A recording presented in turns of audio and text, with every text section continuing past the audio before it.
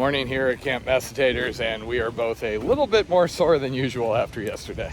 Not sure if it was the portage, the fighting through the rain and wind, or just all the other associated fun. We've been sitting here watching barges go by while we were drinking coffee. You can probably hear the wind. We know per the weather report that a storm is coming in. We don't know exactly where it's going to hit, how, or when, but we are expecting to get wet sometime today. All we can do is really play it by ear. Basically, we head out, and if things start to feel sketchy, we put in and hunker down. The nice thing is with it being so warm, you know, it's in the 80s somewhere, high 70s. We don't really have to worry about thermal issues, so even if we have to hunker for a while, it's just sit inside of our ponchos. Aren't you talkative today? We have been sticking to 30-ish miles a day, trying to do more, but things like yesterday, you know, you feel pretty good if you make 30 miles plus a long portage plus the resupply. With the weather coming in, we're going to be a little more flexible. It's literally just play it by ear. If there is a stiff headwind of like 20 miles an hour, we are pretty much just pulling over and waiting it out. Up to a certain point, we're fine, but both of us were having to haul pretty hard going through some of those sections just to make headway. And there was no option to stop. Here, the thing the videos miss out on is all the grumbling, groaning, moaning, and occasionally sliding that is involved in getting the boat loaded every morning. And we are off. And I can't, oh, you did give me a paddle. Never mind, I guess I can be paddling.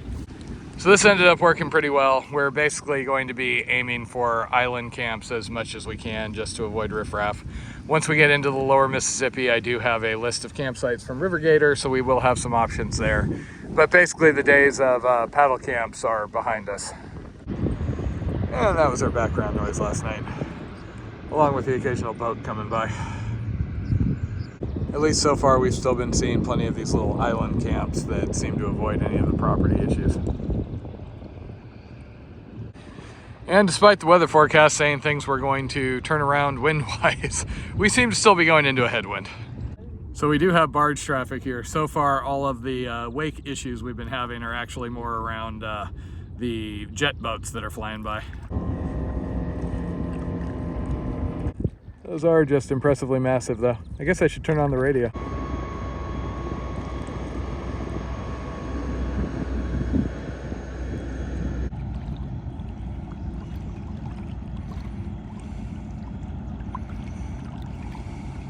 And it appears we are being tailgated. Run, taters, run! We've yet to be offered coffee from any of these boats, I am just saying.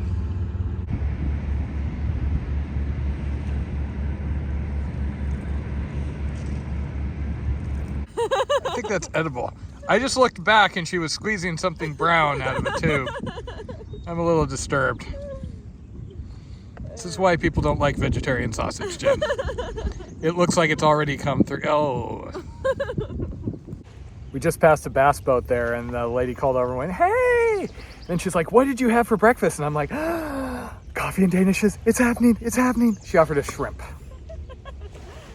No. Fish are friends, not food.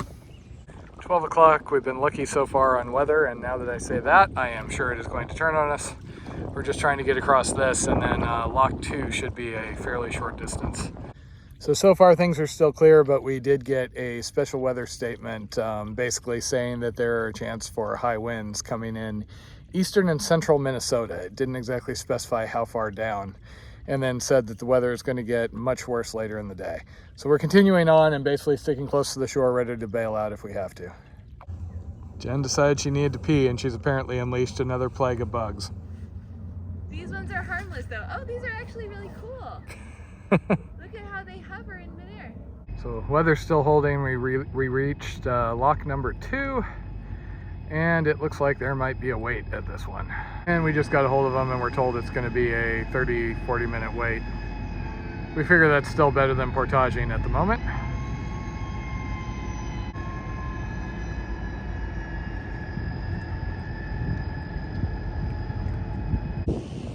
And looks like the door is opening. And today we get to hold on, apparently. That's a heck of a drop down there. Okay, so there's more. But, I mean, you know, the next one, have you guys been to 3 before? First time. That's only maybe, I don't know, it can either 1.5 to 3 feet, so it's like nothing. Okay. We're about 12 feet. Okay. Yeah, so.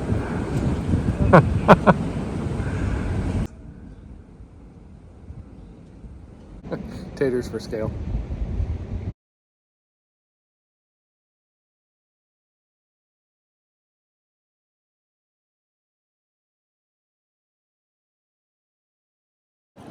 So that was fun, not nearly as big of a drop as lock number 1. And unfortunately, we found out that lock number 3 is only like a 3-foot drop.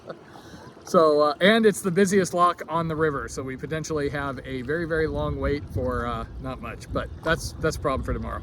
And there goes the masked Somali pirate and her observation crew up there. And welcome to the lovely town of Hastings.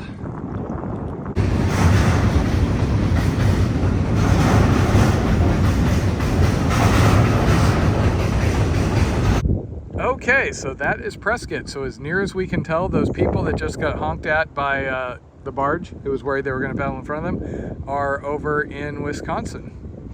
So now we're going to be basically going down the Minnesota-Wisconsin border. We were having a nice stretch break, and now the storm's arrived. And now we're having the debate of whether we want to just ride it out where we are. We just had a couple of down strikes in the area, so everybody's kind of headed to ground here. And we're currently playing chicken with the rain. Note, Jen does not have her rain gear on yet. Things seem to quiet down at least a little bit, so we decided to push it on at least a little further. If they deteriorate again, at least we can jump off anywhere on the shore.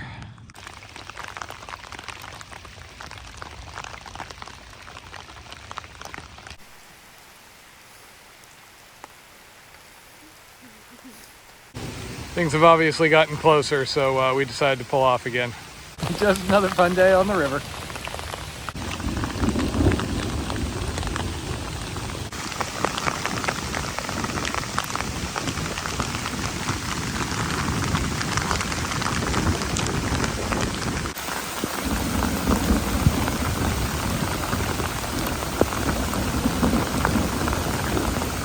I don't know, Jen.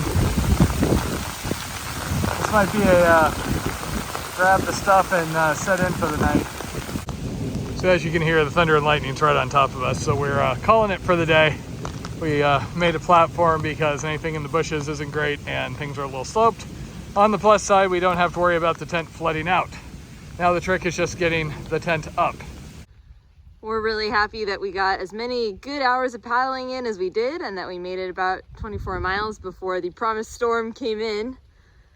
The storm was Fortunately, we had a lull to set up camp and cook in, but we're still hearing thunder in the distance, and radar says there will be more on the way soon. So we're gonna settle in with our wine and pasta and Uhtred and call it a night. Home sweet home for the night. 9 o'clock and the next storm has not arrived yet.